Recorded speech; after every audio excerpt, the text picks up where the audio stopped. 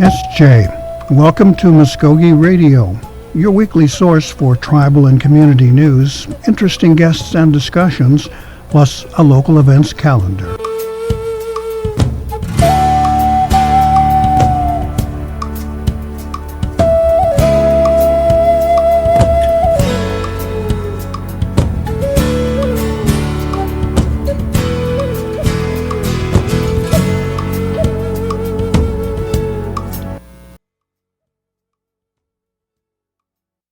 Stongo, Gary Fife, Joho Jifkidos, Mvskoke Radio, Mabu Hedgewedskis. Welcome to our program here on this cold, blustery winter day in downtown Okmulgee. We hope that you're all staying warm and safe.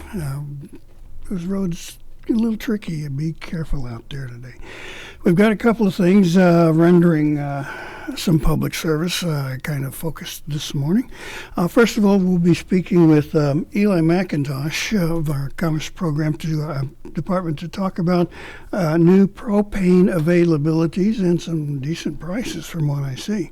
And in the second segment of our show, we'll be speaking with officers from the officers from the Light Horse Department here about the DARE program, drug resistance program, and kind of find out how we're doing there. But first of all, welcome, Mr. McIntosh. We appreciate you making time to come down and talk with us today. Oh, thank you for having me in today. I appreciate it. Let me do that again. Make sure that mic is hot. Thank you for having me in today. I appreciate it. There we are. Yeah. It's not like you have to yell from down the road there. Yeah. We appreciate it. Now, first of all, you work in a very important department. Let's start right there. Just kind of recap what you do there. I'm the CEO of One Fire Holding Company. It's a wholly owned entity of the Mvskoke Creek Nation. I've been there since August of 2019. The nation created One Fire around 2014 to further the economic interests and diversify our business portfolio of the nation. Okay, well, while we're on that subject, how are we doing? We getting lots of different possibilities to generate revenue? Yes, one area that may be more well known to citizens is the Riverwalk in Jinx. The nation bought that around 2012. At the time that we bought it, the occupancy rate was at about 27%. Since that time, there's been a good amount of investment in that property, and the current occupancy rate's up to 86%. Wow. And so that's been a successful turnaround within the community and for the nation as well. That's really good news. Guys, it's been so long since I've been over there, but when I walked up and down, it was a lot of empty storefronts there. I think our historical items are stored in one of those places. Yes, the Culture and Archives still store items in one of the locations there, but we have a good array of restaurants there. And turning that property around, one of the things that was looked at was to set up a diversification of restaurants as well. And so we have a Mexican place in Los Cabos. We have a barbecue place in Burncoe. That was their first location that they expanded to. It's a very popular barbecue place in Tulsa. And then we have Annalini's Pizza, and then we have an ice cream place, Marble Slab Creamery is there, and then there's a few other restaurants there. So it's a great place to go out and check out in the evening. It's a great place to take your family out to, especially when we're working on some events that host throughout the summer. And we generally have a concert series and some movie nights and things of that nature for people to bring their families out to. And then as well, we have a new tenant into the Flying T facility. A new company came in, their Golf Suites, and we're going to see that rebranded very soon throughout this year. Very excited for that partnership going forward. Well, that's great. And you heard it first on Mvskoke Radio here. No fry bread shops? Not at this time. Okay. But if somebody wants to open one up, we'll find them a spot. All right. Well, I hear Salt River's doing landmark business with White Castle, so you never know. All right. Well, enough of that. Let's get down to the focus here today now with much of our population living in rural areas. They depend on these huge, big silver capsule-shaped tanks to hold propane for household fuel, heating, cooking, whatever else that they may be using it for. And you've got some pretty good news in that direction. Yes, one thing that One Fire Holding Company has done within the past year is we've established a Mvskoke propane program, and this kind of derived out of another business opportunity, but we've partnered with Hopkins Propane, which is familiar with a lot of people, probably more so in the southern region of our jurisdictional boundary. But they have other affiliates, and so the program is open statewide to all Mvskoke Creek Nation tribal citizens. To sign up for the program, they can contact Hopkins Propane. They have their own website set up at okfuels.net, and then there's also a phone number set up. There's a dedicated phone line for this program that Hopkins Propane has at 918-689-7808. But even citizens living in other parts of the state of Oklahoma are eligible for this program as well. And once they call in, they can get set up for the program. It does take two forms of ID. One that is required is a citizenship card. The other one is a form of ID that establishes residence at that home that will be receiving the propane. So we've got that set up, and it can be, federal, state ID, a driver's license, or a current utility bill, something that establishes that the citizen does live and occupy that home that's going to be receiving the service. Now, there's got to be a pretty heavy dependence then on this fuel for a household or resident. I presume there are some businesses that use it too. Right now, we set it up for personal use. Okay. We haven't really established it for commercial use. Part of the concern there was, if it's a larger tank, then it could, take up a lot of the fuel that's been purchased. And so, to provide a little bit of background on kind of how the program's established and works, as well as the way that we're able to get a discount is One Fire is able to go in during the warm months, typically in July or August, when propane's at a lower price, and we're able to buy it at a fixed price. And so this past year we bought a little over 95,000 gallons of fuel, and we were able to lock in a price of $1.57 per gallon. So any citizen, even in the cold months that we're in now in January and February, when they call in, if the price is higher, then they'll receive the $1.57 per gallon. If the price happens to be lower, then they'll receive the lower price. We called and checked on the price this morning, and the current price is $1.79, so it's approximately a 22-cent discount that each citizen will receive per gallon off of today's price. And so the market price of propane varies, so it'll kind of depend on the market price that day as far as what the actual discount is. But this does lock in for Mvskoke Creek citizens that they should never have to pay more than $1.57 through this particular cold season. And we're going to go in each August and kind of lock in the price as far as the market rate at that point. Now, us city dwellers really never think about this sort of situation that our kinfolk are living in. Now, these are tanks that serve a residence. And Correct. We've all seen them. We go out and visit our families. They're out there. Tell the kids to get off of them and quit playing on them. And this is the substitute for not being connected to a gas line like we are, say, in Glenpool or something like that. Correct. Yes. As you get out in rural communities, for instance, the home that I grew up in, I grew up out in the country, and they don't have gas lines running to all the homes out there just because they're so spread out. And so, a lot of rural homes in particular depend on propane tanks. The average propane tank size for a home is approximately 500 gallons. And that kind of leads into another interesting part of this program, is that each year, as Hopkins goes out and services these tanks, if one has, a propane tank's not in, can't be used for proper service, or if it's unsafe, or the fittings are not correct and need to be replaced, then we can replace up to 6 tanks per year at no cost to the citizen. And so we've established that within the program as well.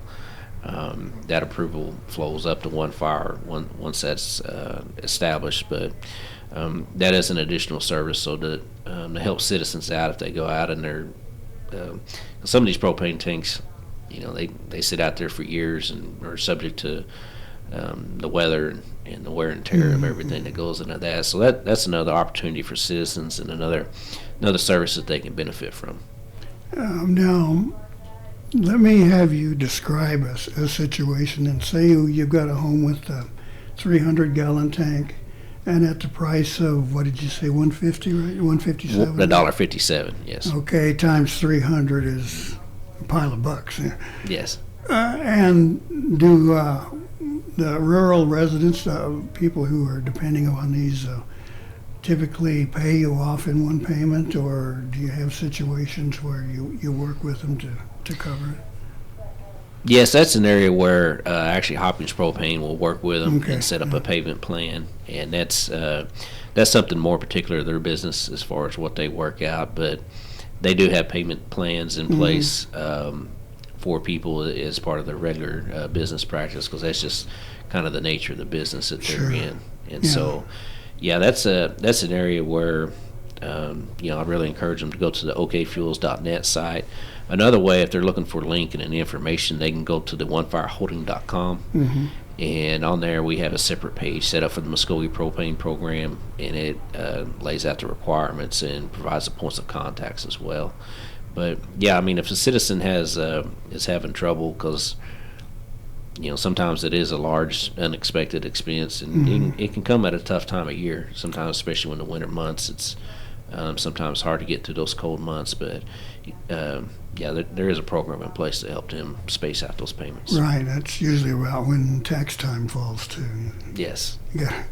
Now, I guess the average bill, so to speak, might be like $4.50 a month. Would that be accurate? Or? It kind of depends. Kind of the analogy that I provided, it's really similar to refilling your gas tank in a car. It just kind of depends on how low the tank is, and then I guess how much you can afford to fill up at that time. Sometimes you can afford to top off your tank, and sometimes you can only buy half a gallon to get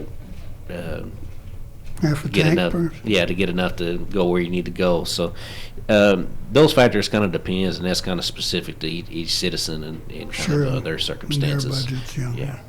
Okay, well, I was curious about that. Now, having never used one, I'm still pretty much in the dark about how this works.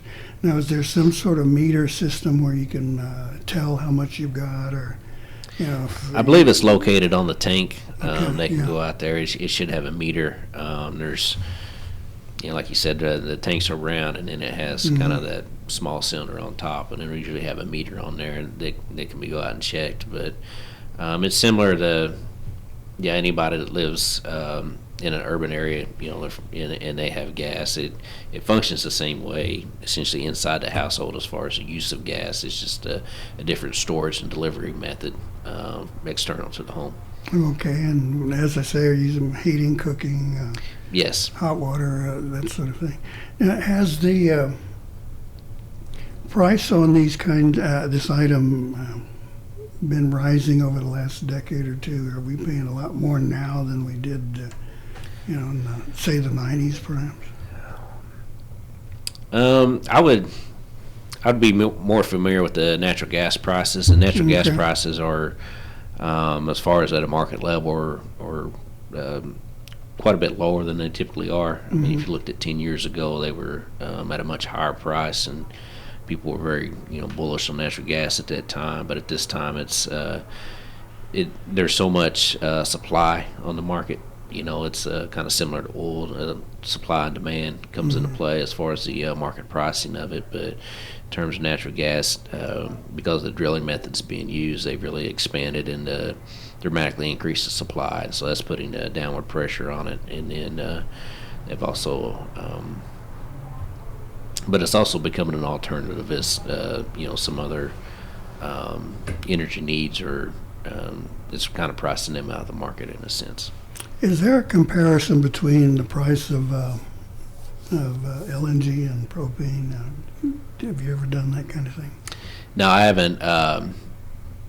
Personally, I haven't gone into that comparison myself to kind of compare the prices to I guess, really speak on that. Okay, well, that's the problem. Because I was curious, if there were a situation where a person would have an option, saying, well, we're already connected to the gas line, but propane may be cheaper, so can we go that way? Does that situation ever arise? Or? I wouldn't know enough about the program to really advise in that method. Like I said, when growing up, we just kind of knew it as a propane tank, so I imagine it's established for propane. I don't know if you could. I really doubt you could switch fuels inside the tank because there's a few, the fittings in place to deliver the propane from the truck to the tank. I imagine would be a little bit different, and then the delivery system as well. Because I think you would almost have to bleed the line and bleed the tank dry to get to that point. Otherwise, you'll get a mixture of fuels and it might burn at a different temperature. A temperature you don't want. Okay, well, I'm just curious whether you'd have to change a lot of fittings and things to make that happen. Now, when a family needs to order propane for the next couple of months, what happens? Who do they call, and what is that procedure there? Then does the truck come out and drop it off, or how does this work? In that instance, the Mvskoke Creek citizens, they'd contact Hopkins Propane. Again, they can contact the phone numbers 918-689-7808. There's also an email address at hopkins-ufala@okfuels.net, and then they can go to either one of the websites as well. I would recommend that the Mvskoke Creek citizens call Hopkins and establish an account. I think that's something that's very important because once they've contacted Hopkins, signed up for the account, and been approved, then they won't, essentially, if their tank runs out and they need to get it filled that day, then they'll be able to do that. Otherwise, if they wait until the time when they need the tank refilled, then they'll have to go through the approval process and make sure that they have all the documents in place and everything that goes into that. So it'd be better if they called and set up an account with Hopkins and got essentially kind of pre-approved from that sense to establish that they're a citizen and that they reside at that home. And then also, as I mentioned earlier, we bought a little over 95,000 gallons, but it is on a first come, first served basis. Each season we're going to go in and buy a certain amount of fuel, and then once that it gets exhausted, then that's how, that's essentially how many gallons that we'll have at the discount. And so, as this figure, you say 93,000. Yeah, it's at 95,541 gallons. Okay, now will that last our area pretty much for a season, or do you expect you probably run short somewhere? It'll definitely get us through this season based on the demand that we've seen so far. I think is the that's why I'm very glad for the invitation today. I think as the program gets more exposure, as more citizens sign up for the program and are able to take advantage of the discount, then we'll go through that much faster, which is not a bad thing. I think that's a good thing for the citizens that are taking advantage of the program. And then we have the resources in place so once demand increases, then we can more than likely go out and buy a larger quantity of fuel to get us through each season. Now, when an account is set up and people are doing business with you, how typically does a delivery occur? What happens then? They call in, and I presume a truck gets dispatched at some point. We've all seen them out on the highway with these huge things. How much do those hold, by the way? I'm not entirely sure off the top of my head how much they hold, but I know that they most of the drivers have a typical route that they go through each day, and I guess as they make their rounds, and then I imagine they have some regularly scheduled deliveries, but then also it kind of depends on they place in that if somebody's tank runs out, then they can go out and refill the tank on a timely basis. And how does that happen? I mean, physically, the truck finds, gets to the residence, pulls in the driveway or whatever, and then what happens? And then they'll hook a line up to the propane tank, and that's kind of where the fittings come in. And that's kind of part of the process when I was talking about kind of if there's a tank replacement or if there's a fitting replacement. They'll make sure the fittings are adequate, and then they'll go in and kind of, they refill the tank on site, because that propane tank is the storage unit.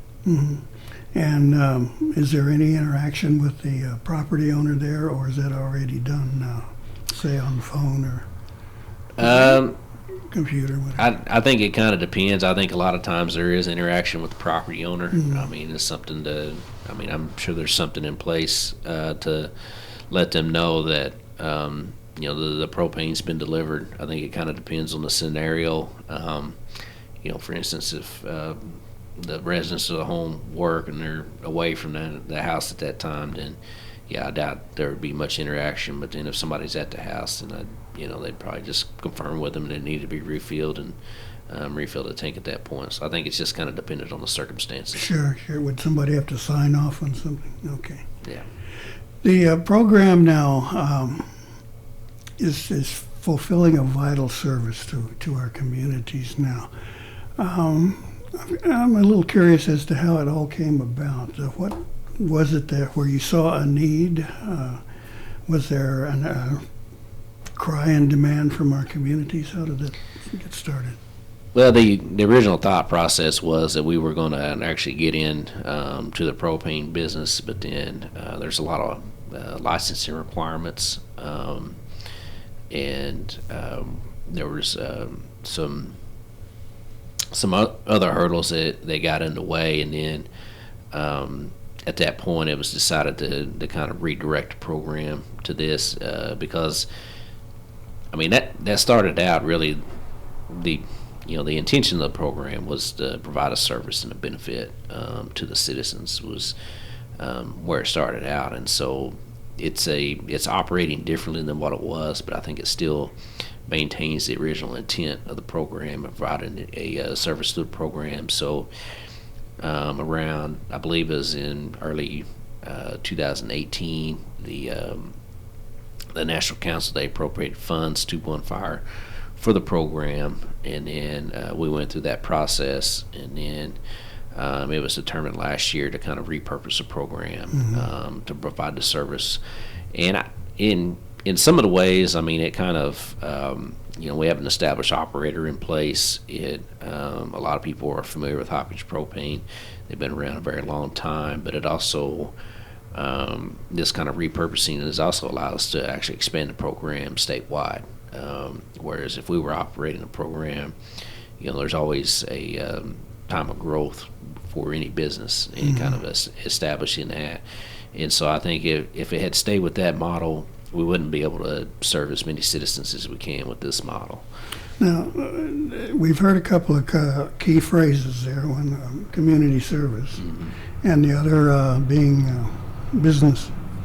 So I guess maybe this question is, what's the philosophy there then? Is it to serve our community first and then make sure it pays for itself? Or is it being run like a business to make money? Well, like I said, it probably started out a little bit of both. The original intent was to kind of operate it as a for-profit business, and then, but once we got into it, it really wasn't going to work in that aspect. It was just it was going to take a lot of additional funding to get to that point, a much larger investment, and then and like I said, it kind of does draw back to because I kind of look at Bonfire, the Mvskoke Creek Nation and its people are our shareholder. So we're there to provide value to our shareholder, and so in this sense, I think the repurposing of this program, it has became a little bit more of a community service than a for-profit venture, but it's still something that we can provide value to the citizens. We have other business ventures in place that we're continuing to pursue and develop So we are turning a profit in other areas of the company. But this is one that, sometimes you just have to assess the facts of kind of what was going on at the time, and after taking a deeper look into it and getting what we were into it, I think this is the appropriate step to take with this program. One step that we were able to take is, when we originally got into the company, we bought a propane truck, and then, like I said, kind of the licensing and everything went into that. Played a factor, but we were able to sell that propane tank, and so we're actually able to make a little bit of money off of that sale. And so there are parts of this that has generated, some positive net revenue to One Fire Holding Company that eventually we hope to distribute to the nation. Well, that's good that it provides this service and pays for itself. And the idea of the tribe providing this is, just wonderful as far as I'm concerned. I think, this is the kind of thing people need. Mm-hmm. It's an absolute necessity in weather like this. Yes. Presume. Now, do you and your crew get some satisfaction out of knowing this happens? Yes. I mean, it's, prior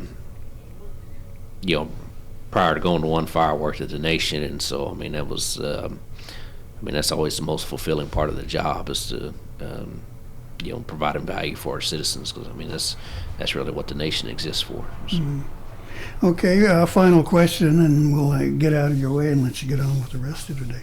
Now, if someone is interested, how do they go about it? What are the requirements? Maybe some idea of what might disqualify you from the program. So if you could kind of run over that stuff real quick. It's set up to operate within the state of Oklahoma, and they can call Hopkins Propane at 918-689-7808, or they can go to the website. We have the information on our website at onefireholding.com. There's a separate page set up for Mvskoke Propane. Hopkins has a dedicated website at okfuels.net. And citizens can go there.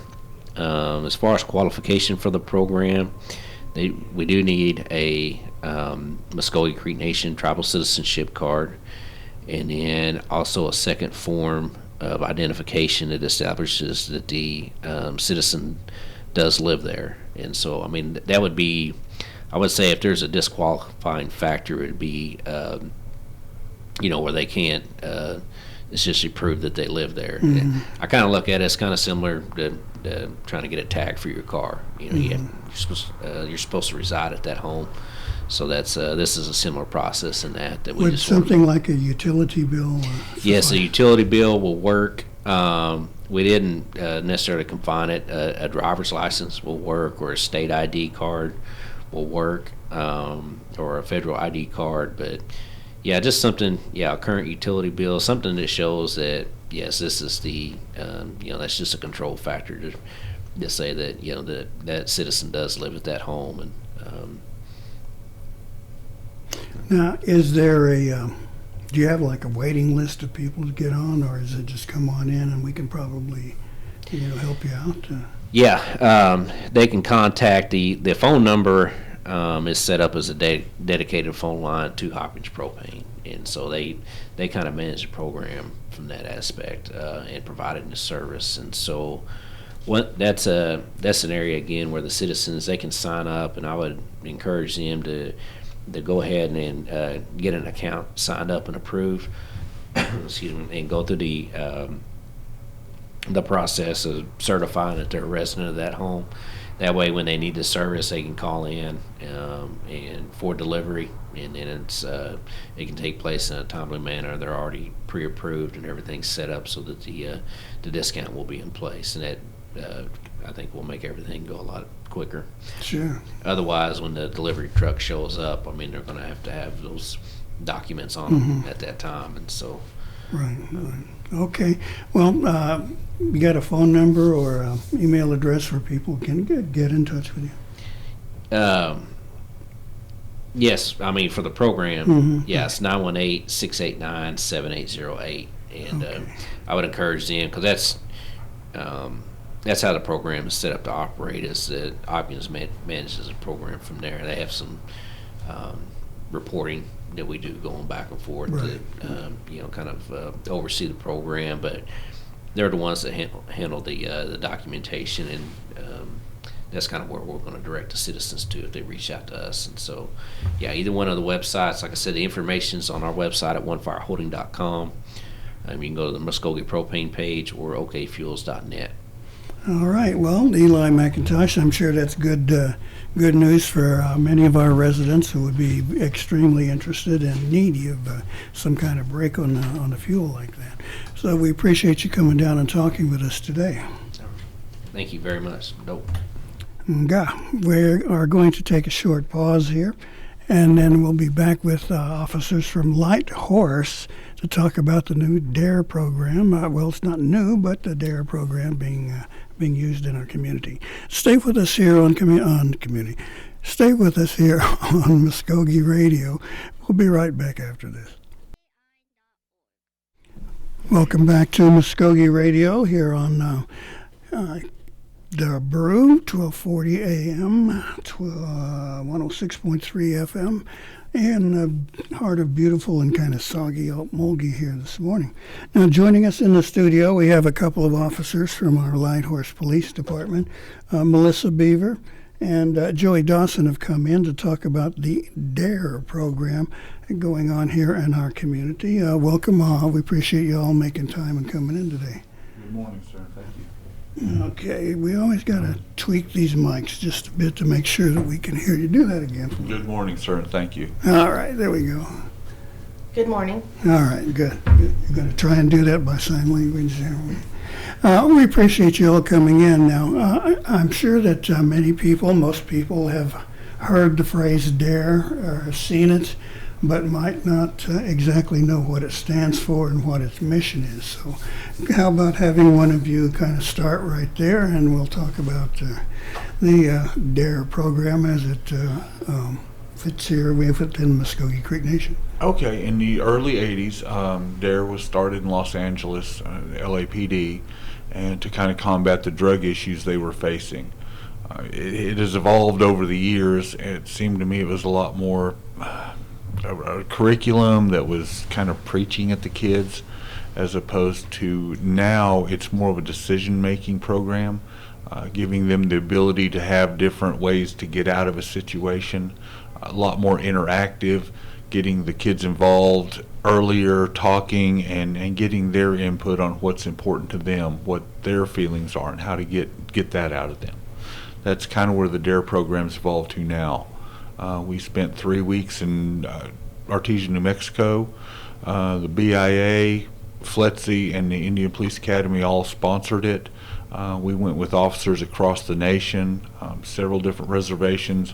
Director Juneau out there saw a need that was community-wise. He's very community-oriented, trying to give back, and he felt that having these officers to come in for the DARE and the school resource officer training would be a good way to get started seeing what we could do with our younger folk. Now, was there anything in place before DARE? I mean, was some kind of community outreach or recognition of the problem, at least? I think most of the tribes within the United States were looking for something to go out and teach, the youth about decision making or drug awareness, and I think this is what Director Juneau had said, that he, this was the only thing, DARE was the only thing that he found that kind of covered everything, and it also gave the youth, something to do and it was interactive, not just them sitting there listening, like another subject in school. It was more fun. So I think that's why they went with DARE. And now, since, like he said, we went with other tribes throughout the United States from all over, different reservations, and he felt that it was a need.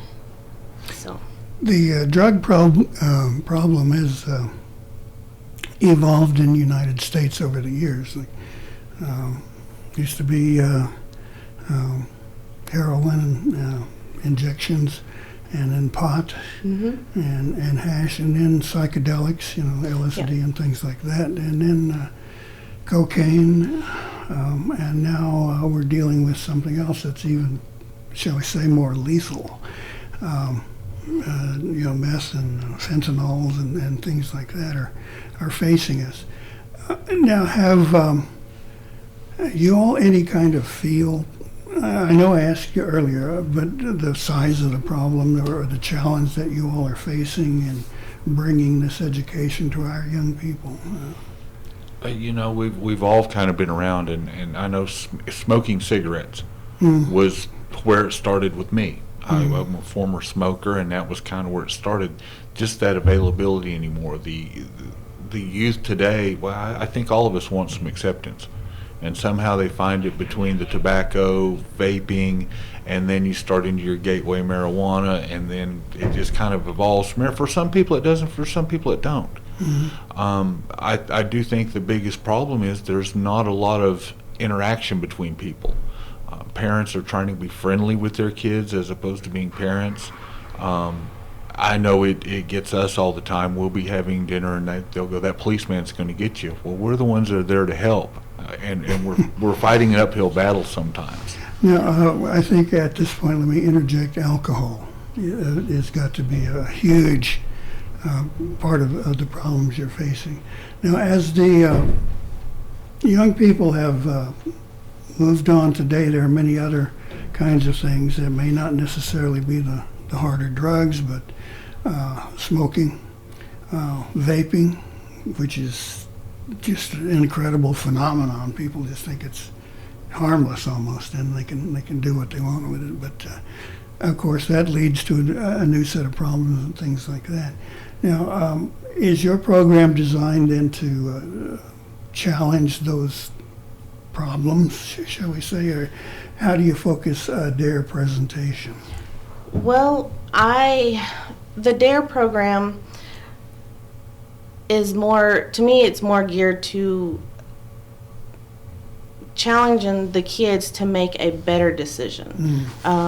We'll give them scenarios to act out, and amongst their peers would have to come up with, what are the risks, in this scenario, and then what are your options, so they're going to sit there amongst their peers, maybe in a group, and say, we'll give them a scenario, and we're going to tell them, you got like a couple of minutes, and then we're going to have you come up and demonstrate the scenario, and then, what was your outcome, why did you choose to go this way or that way.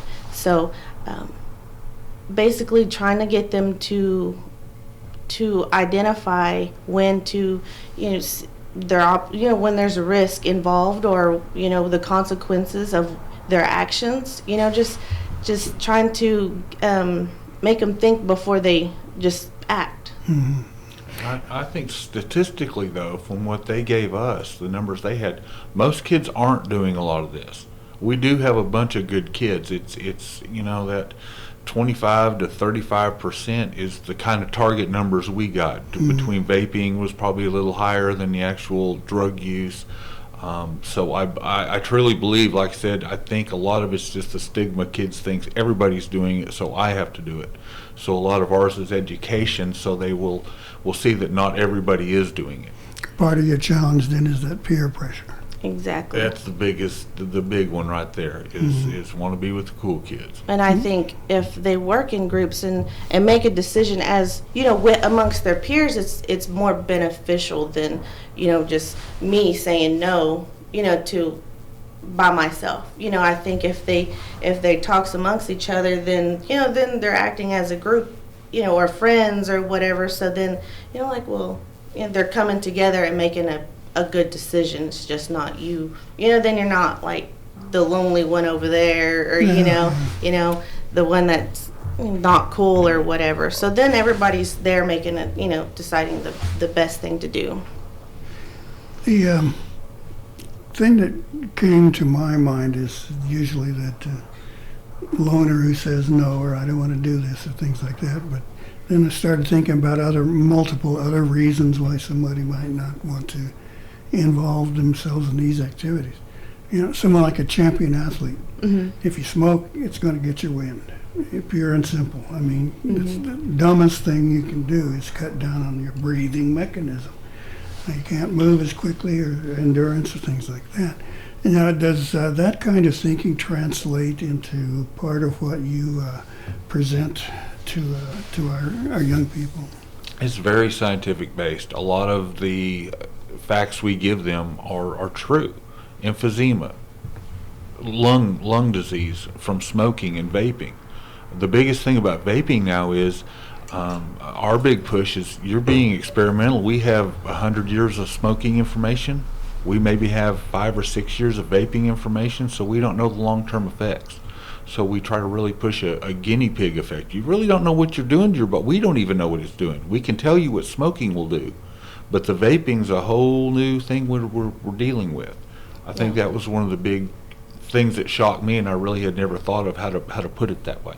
Haven't there been some studies that have revealed that the effects of vaping are just as bad, if not worse, than smoking, and there perhaps have been a few fatalities because of this? I believe that was because of some THC, like some aftermarket stuff. Mm-hmm. I would justify either one. Being a former smoker, I know what it does to your body. Mm-hmm. But again, the vaping's just so new. We really don't have any concrete evidence of yes, you're quitting smoking, but what are you trading it off for?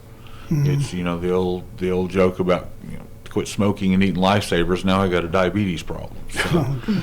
Well, whatever form of smoking you take on, you're putting all this hot vapor into your breathing mechanism, and that's pretty bad idea. Now, in its form now, what do you bring to the Mvskoke Creek Nation? What's your program do? We were just our program. We're part of a community outreach program. We try to get out to our communities, and whatever need is there, we do. If it's going to our seniors and talking about scam alerts, we're happy to do that. We go to school resource nights with our other departments, and we'll set up a booth. We have an Explorer program. We do a drunk goggle program, which is really good during the prom season and stuff like that. We try to get out, graduations, and try to inform the kids to make good decisions again. And that's why this DARE just kind of rolled right into what we've started doing. It is just give us more tools to work with. And DARE covers what K through senior high. And the DARE curriculum actually gives us more tools for the community also. So it's just not in school. There's tools within the DARE program that we're able to take out to the communities. Standalone programs, opiates, just the vaping, all the stuff right now that's kind of like I said, there's little hour segments that we can come out and do a program for. What was that program consist of? I'm curious as to what you do when you come to a school. Do you set up like a school-wide presentation or something? Yeah. No. Now, if we go to the school and teach DARE, it's a 10-week program with the elementary and the middle school. Now, the high school's only four. High school's a 4-week program. 4-week program. Lesson program. 4 lessons. There's 10 lessons in the elementary and 10 lessons in the middle school. And what we would do, we would go in for 45 minutes, a day or every day, however we schedule it with the school. And so we would have 45 minutes with the students and interact with them with the lessons. Let me ask you, pull a little closer to the mic. So I'm thinking of these kinds of things that I've been part of when I was in school. Somebody came in and gave you a lecture for an hour, and most of the time you fall asleep about 20 minutes into it. So how do you connect with kids? Do you actually get them up to act out little skits and scenarios? Our mentors that come out and taught us how to do this, if the kids aren't talking in the first 10 minutes, you're going to lose them. Mm-hmm. So we really strive, and the program strives, We'd initially come in, of course we have introductions, and we talk about the last week's lesson, what we learned, and it's a building block on top of that. Hopefully within those next few minutes you get them answering questions, get them involved with the program, let them feel they're part of it, and it seems to respond better with our kids, that if they're talking to us and they know they can talk to us, we have a little thing called the Dare Box we'll set up, and if they have any questions they want to ask, they're more than free to put them in there. It's anonymous. Hopefully it's building that goal with what we want to eventually accomplish, which is good police relations with our youth. Mm-hmm. So you are an active part of the community outreach program for Lighthorse. Yes, we both are. Yes. Well, our Deputy Chief Daniel, he came up with this idea. He believed that the community outreach program was needed within our department because we needed to build a relationship with our officers and our community, our citizens, within Mvskoke Creek. We just needed to build our relationship back and be able to let the communities know that they're able to come to Lighthorse officers, when need be, and be out there and just let them know that we're here for them, and even get information out there as far as, resources that we have here at Creek Nation. And so then, if we're out there at, events or whatever, then we're able to talk to them and let them know, where to get help, or, just be there if no one else is. So there's five of us officers that are involved with the community outreach program, and we go out to we do presentations on life skills. We did one for the college for summer youth, the summer youth employees, and we just volunteer with the activities that the youth programs put on. We're just trying to be there and build our relationship, and just let the citizens know that we're here, and we're trying to be out there and build that relationship. Does the community call for you to come out, or do you just say, well, we're around here, if you want us, just get all of us there? But is there a demand? Since we've been going here and there, at these events, we've been getting a lot of invites to other events, to community centers, to even Eufaula Dorm, I believe. And so by us getting out there, we've been getting more invited to come back out, to come talk to the elderly meeting program that they have. But yeah, we've gotten a lot of invitations to come out and just speak or just be present. Mm-hmm. Does that audience respond by, I guess, separating the law enforcement image from the DARE program image? Do they just see you as cops, or do they see you as teachers? What's been the feedback? I think they just see us as officers. Mm-hmm. To me, I think they do. They just see us as officers, well, and we should. Yeah, they just see us as officers, and they always ask us different questions, and mm-hmm. we always have to be on our toes and know what how to respond. Diversity. That's probably our key thing, is being diverse in all the programs we offer and are willing to learn and go forth and put out. I know we usually wear a softer uniform, so people are a little more willing to come talk to the game ranger because they mm-hmm. really don't think I'm a policeman. And that's fine. It's just a different. The softer uniform sometimes does help people feel more comfortable, that they're not looking at all the bells and whistles on a full-blown police uniform. So it does give us a little more, and I think being native officers really does help a lot of our people that are comfortable to come talk to us. That's an interesting thought there. Does the culture play a part in what you're doing here? Reminding these young people, our people have always smoked tobacco, but it used to be for ceremonial purposes. Mm-hmm. You use language. cognizant of religious practice or anything like that? Does it fit into what you do? I see from the outside. I'm actually Chippewa. Watching Melissa interact with people, because she does go to dances. She is part of that side of it. The way people react to her and some of the officers who are a part of that, it really is to me one of those good building blocks. Mm-hmm. You know, yeah, that's fine, but when you're in the community, out with the community, I believe that's where the bigger impact. She does make a tremendous impact there. Right. When people see her out at stomp dances, when they see her at celebrations, it's a different deal for me to witness. Mm-hmm. Well, I should have said perhaps added Boujou Anishinaabe.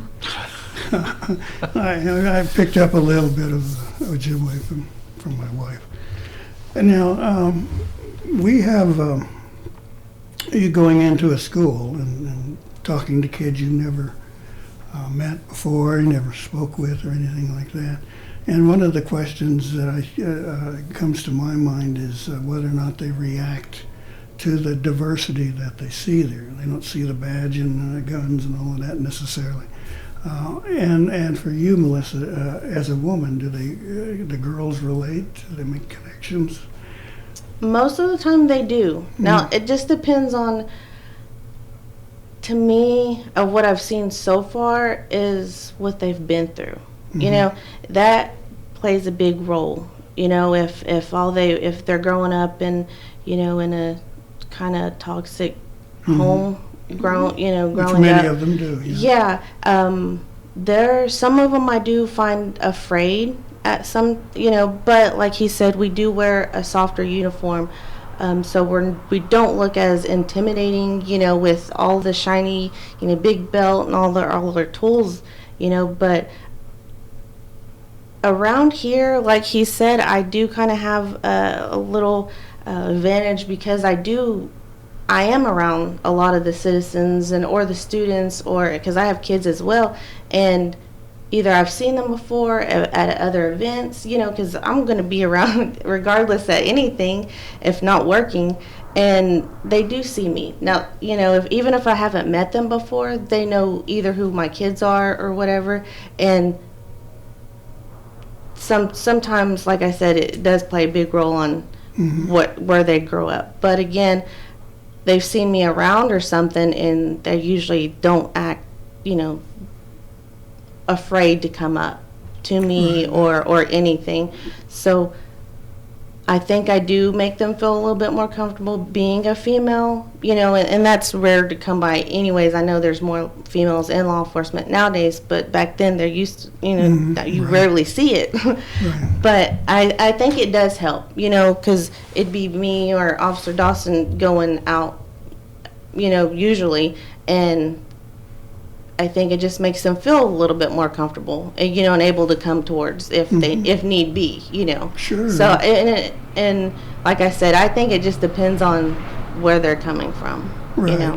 Right. So hopefully they'll leave the frustrations and the negativity behind. Yeah, and also too, once we start going out and teaching them, we do build that relationship, you know, where hopefully they will, by the end of the 10-week, you know, lesson, they will feel more comfortable talking to us if they need to, and letting them know too that we're on their side. We want to help them, you know, and be that person they come to if they're in a situation. Right. So this next question may be something I'll ask you both to speculate on, if you would, and won't hold the department liable. Hear that, Chief Hawkins? Do you have some measure for the effectiveness of the DARE program and what you all do? Is there some way you can measure? I like to think a lot of the work I do, especially with my youth, running the Explorer program, I think there are things that we'll do that may not be quantifiable in my lifetime. I may not ever see it, but maybe one of the contacts I've made with one of the kids will influence somebody in their peer group. So sometimes it is hard to quantify, did I really make an impact? it's easy to speculate on stats because you have what has already happened, but rarely do we get to see what we've avoided. Did that talk we had with somebody, did those drunk goggles make somebody decide not to get behind the wheel of the car? Those are the things that are unquantifiable, but I believe truly do happen. I think they're all out there. Mm-hmm. That's my goal, is just to reach out to as many people as I can, a good informed decision, and hope for the best for them. Right. You're adding this educational element to their thinking. Yeah, absolutely. Right. Melissa, do you have any thoughts on that question? How do you measure your success? Is there a measure? Do you see something? Well, I think, going out there with Dare, like he said, I just hope that they leave with maybe a more leadership type of thinking, and it's okay to think this way or that way, and I don't know, just it's okay to make a different decision than your peers, or be that person to help somebody else make a better decision, Sure. and it's okay to be different than maybe your family, Right. Sure. Okay, well, we're gonna have to wrap this up, but if someone wanted more information, wanted to talk to you personally for counseling, shall we say, and or wanted to invite your program out to their school or church or whatever, how do they get in touch with you all?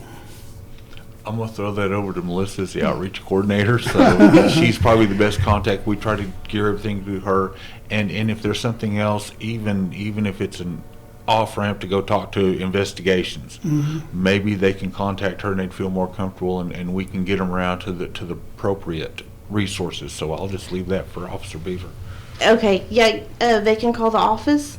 They can just call the office, Light Horse main line, and they can just ask for Officer Melissa Beaver, and they will transfer them, or they can leave their name and number for them, and then I'll pick it up. Or they can just send me the name and number wherever I'm at. So. Okay.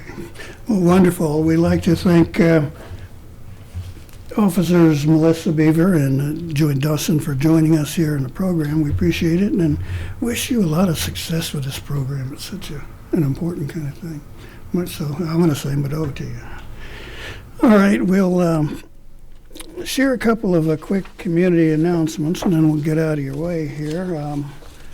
First of all, you're invited to a new Riverside Indian Smoke Shop grand opening on January 25th from 2 to 5, and that's 1614 East 81st in Tulsa. So you can check that one out.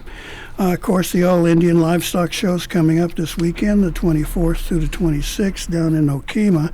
Sheep and goats, market hogs, and breeding gilts, heifers and steers. They'll all be on display, and you can check them out. Talk to the people, the young people who raise these wonderful animals. Summer Youth Employment Program is ages 16 to 21. You can apply now, and you better, because it fills pretty quick. So we want to say give them a call, 732-7773. And don't forget your taxes. There's help there. We're going to move on now and say, Mado, Mabo Hedget Scott, we appreciate you being with us today.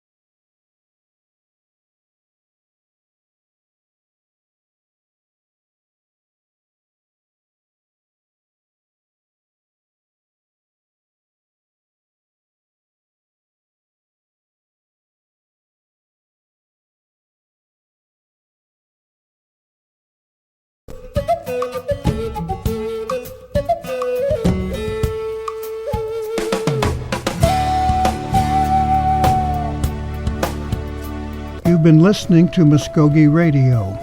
Join us again next week for more local, tribal, and community news and updates. Mado.